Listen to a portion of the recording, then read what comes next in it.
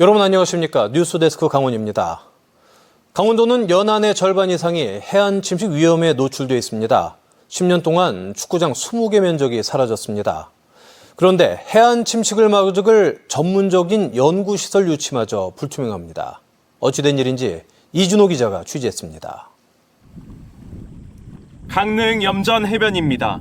백사장의 모래 상당량이 사라지고 그 빈자리가 돌덩이로 메워졌습니다.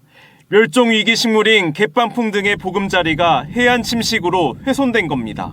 생태학적으로 교육의 장으로도 쓰여질 수 있는 이러한 그 해안 사고가 다 훼손이 됐다는 거예요.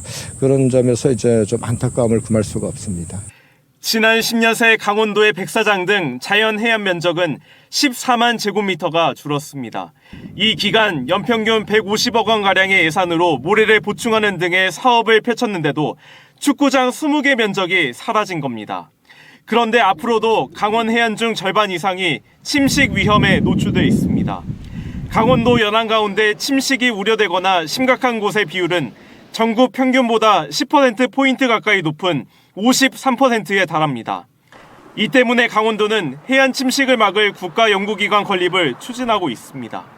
이곳 강릉 옥계면에 1,100억여 원을 들여 오는 2026년까지 연안 항만 방제센터를 조성하기로 해양수산부와 협의한 겁니다. 연안 항만 방제센터가 마련되면 270m 길이의 대규모 연구시설 등이 설치돼 해안 침식을 효과적으로 막을 실험과 이론 연구가 진행될 것으로 보입니다. 하지만 강원도가 해수부에 약속한 부지 무상 제공이 현행법상 근거가 없습니다. 자칫 유치가 무산될 수도 있다는 건데 강원도는 강원특별법 3차 개정을 통해 문제를 해결하겠다는 입장입니다. 특별법에 기부 체납이라든가 원상복구의 조건으로 연구시설부를 이제 축소할 수 있도록 그렇게 개정할 계획이거든요. 그런데 해양수산부는 특별법이 통과되지 않으면 센터를 다른 지역에 건립하는 방안 등을 검토할 수밖에 없다고 취재진에게 밝혔습니다.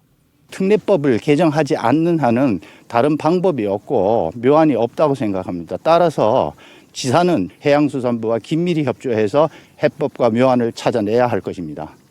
동해안 침식이 심각한 상황에서 강원특별법 3차 개정의 향방이 연안 항만 방제센터의 유치 여부를 결정할 것으로 보입니다. MBC 뉴스 이준호입니다.